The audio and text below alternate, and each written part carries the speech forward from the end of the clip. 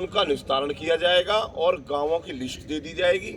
उन गांवों में पूरी तरीका से ये काम होगा कि उनकी जो आबादी होगी उनसे नोएडा प्राधिकरण के नाम हटा दिए जाएंगे। बहुत बढ़िया। तीसरा जो नक्शा नीति है उसके बिल्कुल साफ शब्दों में बात हो गई है। नोएडा में कोई भी नक्शा नीति लागू नहीं होगी। बहुत बढ़िया। कभी भी नक्शा नीति या इस तरीका की कोई बात होगी तो क्षेत्रीय किसानों को पहले बुलाया जाएगा, विचार विमर्श किया जाएगा। उसमें कोई मानक के तहत बिल्डिंग बनाने का जो सिस्टम होगा उस पर भी सहमति बनने के बाद ही अगला निर्णय होगा। 10% जो पूरे नोएडा में एक बड़ा इशू है कि एक परिवार में ही 2 भाइयों को 5% एक्स्ट्रा मिल जाता है और एक भाई को नहीं मिलता।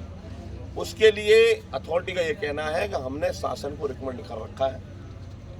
हमारे पास जमीन की कमी है, शासन से जैसे ही पास होता है आपकी तरफ से ये भी कहना है कि हम जमीन नहीं दे सकते, लेकिन उसको उस जमीन के बदले हम उसकी धनराशि में कन्वर्ट करते हुए 5% पर भी अपनी ओर से एक तरीका से सहमति शासन को दे चुके हैं। शासन से जैसे ही वो रिकमेंड हो जाएगा हम उस पर भी काम आगे करेंगे चालू। ये एक बात हुई है बड़ी।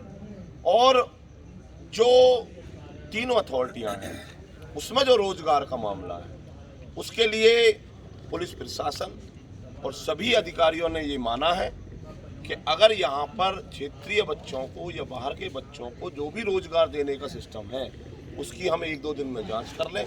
उसके तहत जिस तरीका से उनको दिया जाता होगा उसी तहत आपके बच्चों को भी तीनों अथॉरिटियों में रोजगार दिया जाएगा। बहुत इन बातों को लेकर के सारी बातें हुई।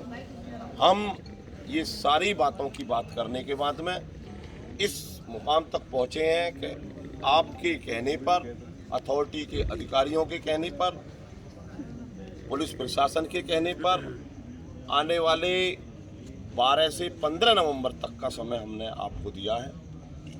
अगर 15 नवंबर तक समस्याओं के समाधान नहीं होते हैं, आप हमें संतुष्ट नहीं कर पाते हैं, तो अगले आंदोलन की तैयारी होगी। हम गांव-गांव जाएंगे, गांव-गांव ये बताएंगे और सभी लोग इस बात में तैयार रहें कि अगर ये कामयाबी नहीं मिलती है 15 नवंबर तक तो अगला आंदोलन किया जाएगा। जगह निश्चित नहीं है, जगह जहां होगी आपको बता देंगे। बहुत बढ़िया जी, बहुत भारतीय किसान यूनियन। जय टिकैत, जय गौतम बुद्ध।